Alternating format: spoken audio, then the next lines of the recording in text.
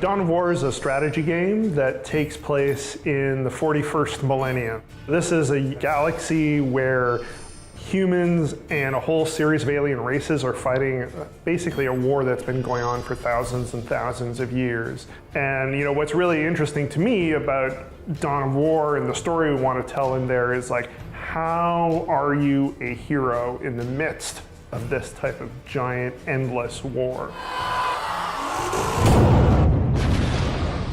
The Eldar are this really interesting faction. They're a species that's been around since the dawn of time. Essentially, they used to run the galaxy. That led them to decadence and essentially led their empire to fall. The Eldar that survive to the present are the ones who stepped away from that corrupt society and are following a sort of warrior path. They have this whole tragic edge, and then they have this whole highly arrogant edge. Together they shall achieve righteous victory. The Orcs are this great lunatic horde that we get to play with. They're much wilder than the very controlled Eldar and the very regimented Space Marines. They absolutely are funny when you're outside the setting. But in the setting, if you're standing in front of an Orc, they are terrifying. They're these homicidal monsters who are going to rip your head off and laugh at your corpse. Yeah!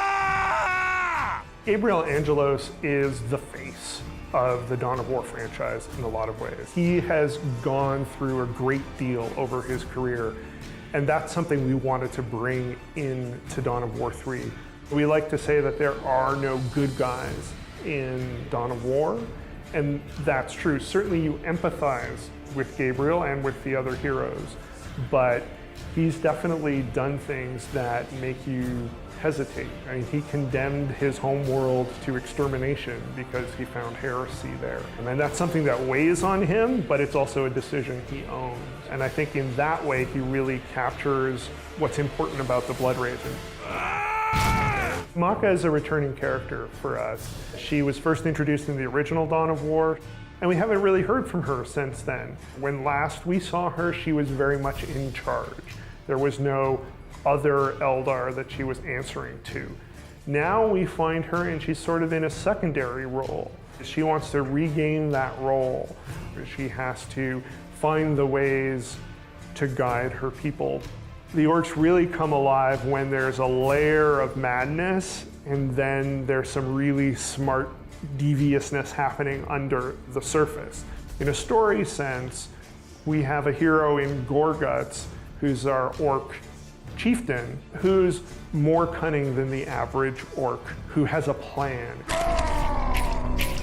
He's still punching people in the face and ripping their heads off and mounting them on spikes and doing all these crazy orky things, but he's doing it with an agenda. I want to know!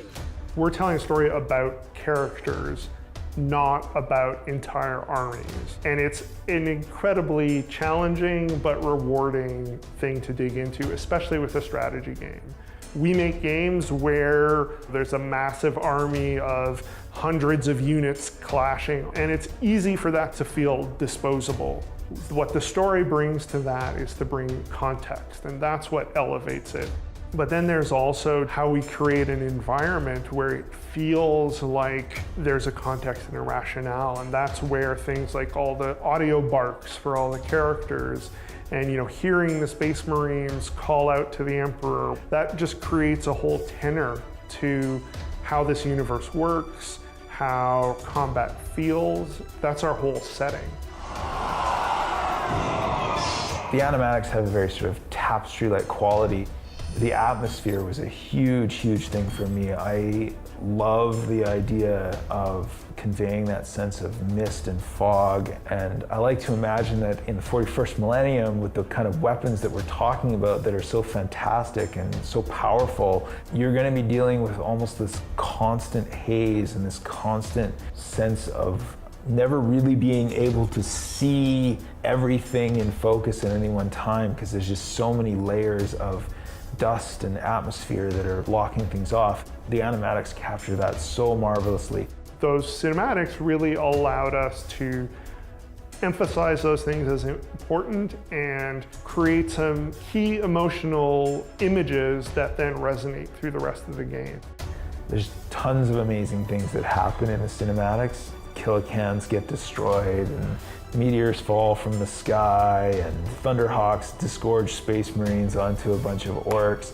There's just so many layers of dust and atmosphere that are blocking things off. The animatics capture that so marvelously. We are so excited for fans to play through the campaign and experience these cinematics themselves.